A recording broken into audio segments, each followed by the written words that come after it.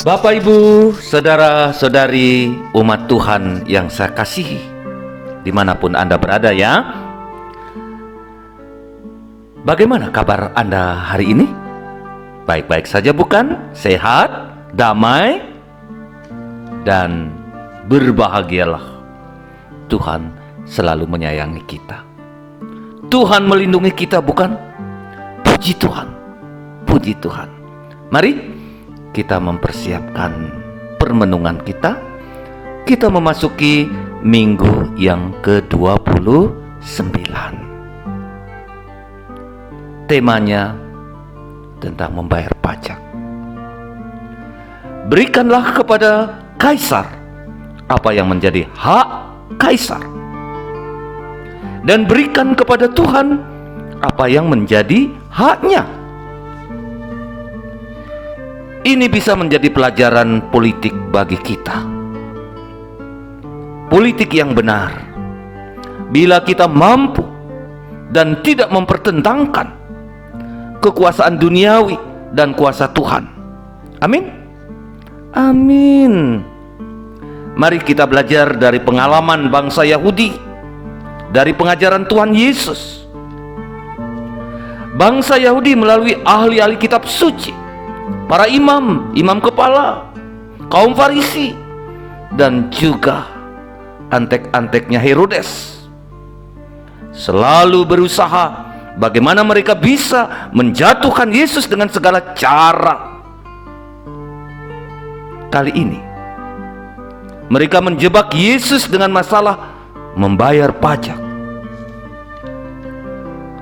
Bukankah membayar pajak adalah suatu kewajiban bagi setiap warga negara? Iya dong. Kaum Farisi menjebak Yesus dengan suatu pertanyaan jebakan. Mereka bertanya dengan segala kemunafikan mereka, menyebut Yesus baik, menyebut Yesus adil, menyebut Yesus anak Allah.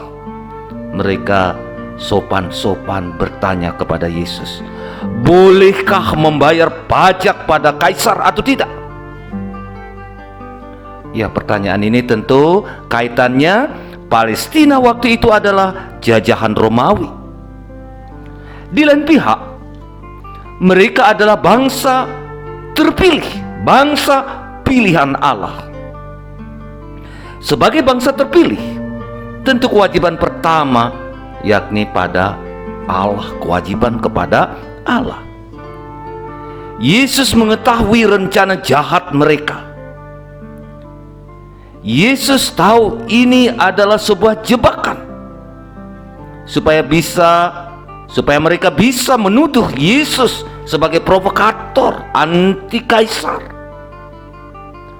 Dan tentu saja harapan mereka, Yesus akan menjawab tidak boleh membayar pajak kepada kaisar. Yesus pintar. Dia meminta kepada mereka, tunjukkanlah padaku mata uang untuk bayar pajak itu. Mereka bawa 1 dinar dan mereka tunjukkan kepada Yesus.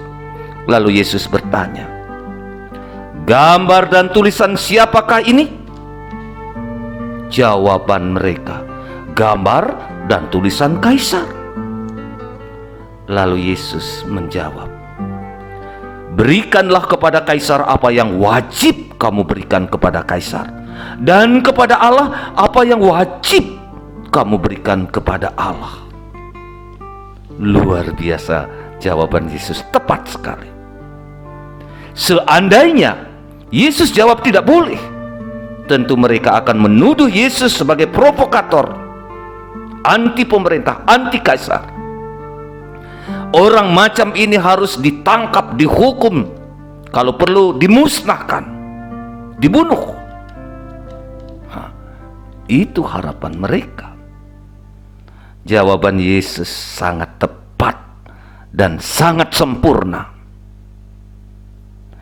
sehingga mereka tidak mampu berkutik lagi, tidak berani bertanya lagi. Kewajiban pada penguasa harus dilakukan dengan setia.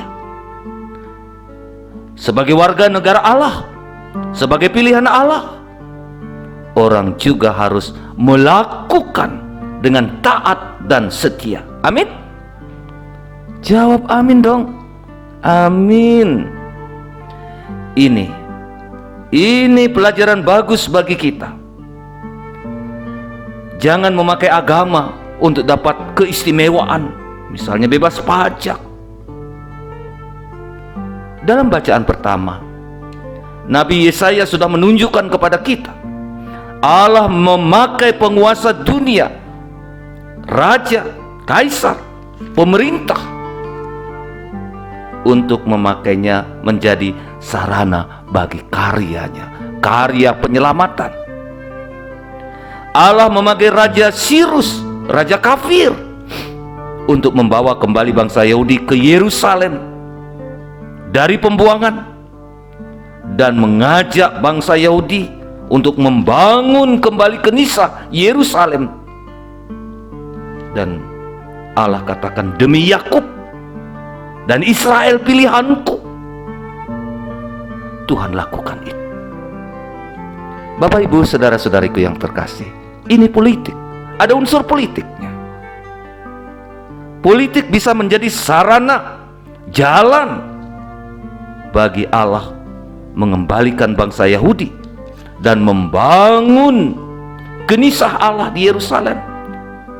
Meski raja ini kafir, bukan Katolik misalnya, meski pemerintahan yang kafir, jangan melawan, jangan menolak, jangan membuang atau tidak mau memanfaatkannya. Dia bisa juga berguna sebagai sarana, sebagai jalan bagi rencana Allah. Setuju? Kalau setuju jawab amin. Kita harus menerima, Bapak Ibu saudara-saudariku yang terkasih, kehendak Allah dalam semua aspeknya, meski kadangkala bertentangan dengan rencana Allah. Paulus menceritakan bersama dengan teman-temannya Silvanus dan Timotius menyampaikan kepada umat di Tesalonika, percayalah kepada Tuhan untuk pilihan yang Tuhan buat. Pilihan Tuhan adalah suatu privilege bagi bangsa Yahudi. Namun Bapak Ibu saudara-saudariku yang terkasih, melalui sengsara, melalui wafat, dan melalui kebangkitannya, privilege ini bukan hanya untuk orang Yahudi, tetapi juga untuk semua bangsa, termasuk kita. Amin. Setujulah. Semoga melalui refleksi ini kita sadar dan yakin bahwa berkat baptisan yang kita terima, kita juga mendapat privilege sebagai umat pilihan Allah, sebagai milik Allah. Karena itu Bapak Ibu saudara-saudariku yang terkasih, coba renungkan kembali bagaimana sesungguhnya kita juga adalah anak Allah, milik Allah, kekasih Allah melalui baptisan kita. Selamat berefleksi, selamat menyiapkan diri, merenungkannya, kemudian mencoba untuk mengaplikasikannya dalam hidup kita sehari-hari. Begitu Bapak Ibu ya, selamat merenungkannya. Saya Romo Agus Inyoman Murtike SVD, Domus Arnoldus Jansen Batu. Terima kasih atas perhatian Anda. Semoga Tuhan memberkati Anda semua. Amin.